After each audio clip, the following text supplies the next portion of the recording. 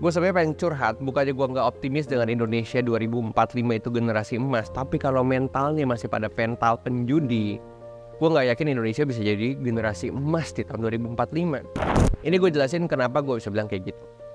Di video kali ini gue pengen ngejelasin kenapa banyak banget orang yang saat ini mereka nggak pengen bener-bener survive, kerja keras. Karena gue baru sadar mentalnya itu mental penjudi. Maksudnya gini, mental penjudi itu dalam artian lu tuh pengen mempertaruhkan sesuatu, uang, dan langsung bisa dapat uang yang lebih banyak dalam waktu yang sangat cepat. Nggak heran, judi online itu memakan uang masyarakat kita itu sampai ratusan triliun. Kenapa? Karena masyarakat kita itu pengennya ya begitu, pengennya cari cepat. Dan ternyata mental ini ke bawah-bawah ketika mereka itu diedukasi, diajarin untuk mereka melakukan bisnis yang benar. Ketika misalnya mereka diajarin untuk masuk ke dalam dunia ekspor, dunia bilangnya apa ya, yang dimana itu komoditasnya ada di daerah mereka dan mereka bisa olah dan mereka juga keluar negeri, itu tuh mentalnya tuh masih ke bawah-bawah tuh, mental penjudinya masih ke bawah-bawah. Maksudnya gini, mereka waktu datang ke tempat gua ngerasa mereka ngerasa gini, ekspor lama, ekspor nggak cepet, ekspor buktinya nggak ada hasil, buktinya gua ketemu buyer ditolak. Lu udah ngobrol sama buyer aja udah bagus bos, lu udah bisa chat-chatan sama bayar aja udah bagus, bayarnya ngilang, lu masih nyalahin gua dan lu masih bilang katanya bisnis ini susah. Lu tuh udah berapa tahap di depan dari lu pertama kali belajar, lu tuh lupa ya. Tapi balik lagi, mereka nggak sadar soal itu dan gue pelajarin nih, kenapa mereka nggak sadar. Oh ternyata mental yang mereka bawa dari awal untuk mereka masuk ke dalam bisnis ekspor atau bisnis apapun itu kebanyakan mental penjudi. Jadi mereka itu setiap hari-harinya ya, mereka berpikir, aduh gue dapat duit kapan ya, gue dapat duit kapan ya, gue dapat duit kapan ya, gue dapat cuannya berapa ya, profit gue gimana ya, abis gue dapat duit gue mau beli apa ya. Jadi lu belum dapat duitnya lu udah mikirin ke sana-sana. Itu tuh mental penjudi. Dan ini nggak cocok. Kenapa? Karena kalau kita bicara Indonesia emas tahun 2045, range umur 20 sampai 40 itu lebih banyak. Artinya, kalau kita bicara 20 tahun ke depan kan berarti anak-anak muda zaman sekarang loh. Anak-anak yang masih umurnya 5 tahun, 6 tahun itu kan jadi generasi emas. Atau yang belasan tahun akan jadi generasi emas. Tapi, karena kemudahan-kemudahan yang mereka pikir itu mereka bisa dapetin dengan sangat-sangat gampang, akhirnya membuat mereka jadi mentalnya tuh gak kuat. Mentalnya jadi mental tempe. Dan ini menurut gua ditanamkan sejak mereka masih kecil. Dulu kita masih kecil juga, kita juga telah dibilangnya apa ya, brainwash. Bahwa kita tuh harus betting sesuatu atau kita harus mempertaruhkan sesuatu. Contoh gini, dulu kalian sadar nggak, kalian seumuran gue nih umur 20-an itu kalian punya satu masa di mana kalian beli ciki, beli citos itu tuh dapetnya tajos. Atau misalnya gini deh, kalian mungkin nggak tahu tajos itu apa. Tajos itu yang Pokemon yang bulat-bulat, itu dulu adanya di dalam ciki.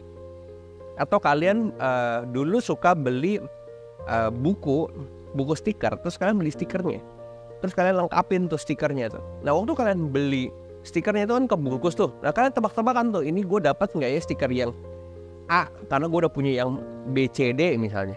Itu tuh memang kita udah di brainwash untuk melakukan tanda kutip betting atau mempertaruhkan sesuatu. Atau kalian beli minuman kemasan gitu ya, terus ditutup botolnya tuh ada hadiah ya, atau digosok-gosok ada hadiah. Jadi orang-orang tuh jadi berbondong-bondong beli tanpa sadar. Kita itu memang sudah dibiasakan mentalnya seperti itu. Jadi gue beli siapa tahu gue dapat apa, gue beli siapa tahu gue dapat apa. Makanya online slot, judi online itu gede banget marketnya, dan kalian mungkin yang nonton video ini kemakan sama itu. Karena mentalnya itu berarti mental penjudi. Jangan dibawa kalau kalian mau masuk bisnis. Jangan dibawa kalau kalian mau masuk ke dunia ekspor. Kenapa? Karena dunia ekspor itu butuh ketahanan yang luar biasa, butuh waktu yang harus kalian taruh di situ, tenaga yang kalian harus taruh di situ. Tapi good newsnya, kalau itu udah jadi, kalau kalian sudah berhasil ekspor satu kali aja, kalian akan ngerti bagaimana kalian bisa mengelola seluruh komoditas yang ada di Indonesia. Tiba-tiba kepintaran kalian tuh kebuka gitu ya. Tiba-tiba kemampuan kalian berpikir untuk mengolah komoditas di Indonesia tiba-tiba jadi kebuka. Dan ini yang sangat-sangat penting untuk kalian tahu.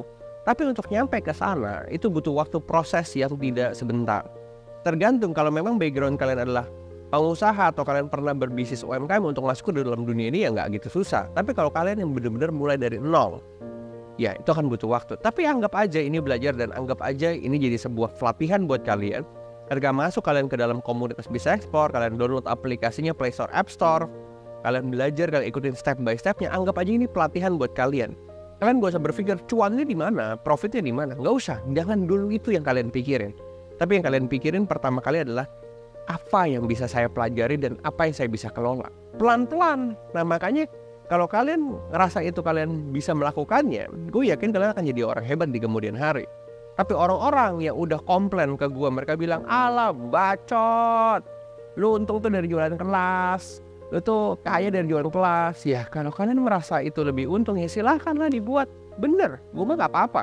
Gue seneng kalau teman-teman pada bisa mengedukasi orang-orang lain dalam dunia ekspor dan industri ekspor. Kalian ngerasa kayak, Julio mah jualan kelas duitnya banyak. Aduh, silahkan bener, buat aja, bener. Gue gemes banget orang-orang kayak gini. Silahkan buat aja. Lu kalau bisa buat, lu hebat, gue juga support. Kenapa? Karena Indonesia ini besar bos.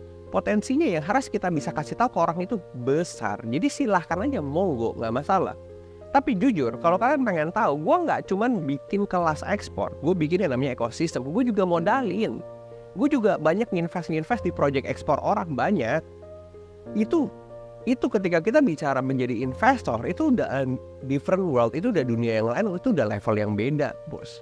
Jujur, kalau kalian punya satu buku yang kalian pernah beli namanya Cash Flow Quadrant, ini gue kasih lihat Cash Flow Quadrant. Jadi ada 4 kuadran yang dimana ada E, S, B, I. E itu adalah employee, S adalah self owner, B adalah business owner, I adalah investor. Jadi kalian kalau masih karyawan, kalian nggak bisa tiba-tiba jadi investor.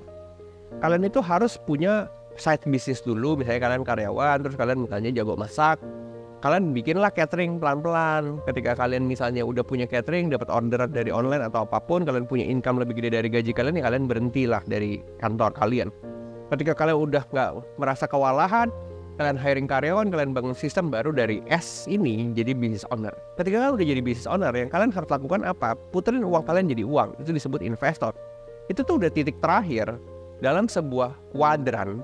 Level terakhirnya, raja terakhir itu investor. Jadi kalau kalian ngerasa kayaknya duit gue dari kelas doang, salah bos. Gue juga invest banyak di banyak tempat, di banyak project gitu ya. Jadi kalau misalnya gue jelasin satu-satu juga kalian gak akan nyampe. Jadi biarin aja, itu menjadi urusan gue, bahwa bisnis itu tidak segampang itu, tidak segampang bacot-bacot orang-orang yang bilang jualan kelas. Kalau kalian ngerasa itu untung ya monggo silahkan. Tapi balik lagi, kebanyakan orang-orang yang komplain seperti itu, mereka yang merasa nggak suka ada orang di atasnya, mereka yang merasa kayaknya prosesnya cepat, itu adalah orang-orang yang punya mental penjudi.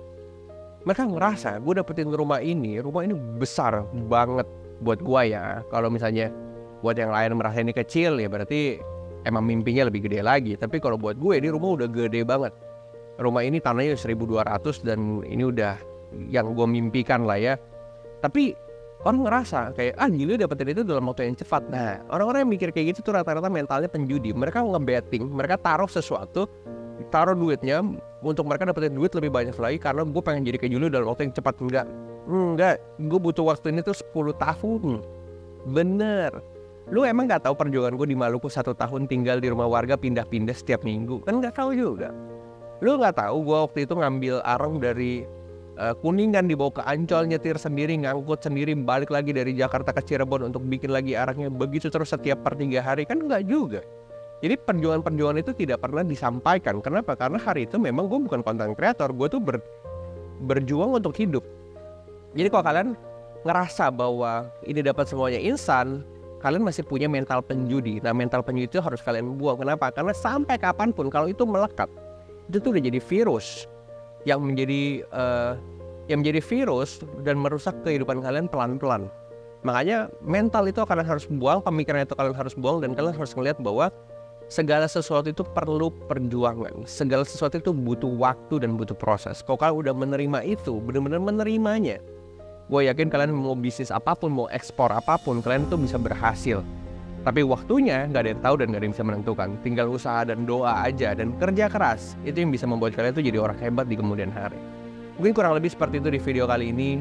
Buanglah mental penjudi-penjudimu itu dan benar-benar bisnis yang benar, bisnis yang butuh perjuangan, butuh kekuatan, butuh waktu, butuh tenaga, butuh harapan juga. Itu yang kalian harus pegang untuk kalian bisa maju dan kalian jadi orang benar dan menjadi orang hebat di masa depan. Kurang lebih seperti itu di video kali ini. See you on the next video. Bye-bye.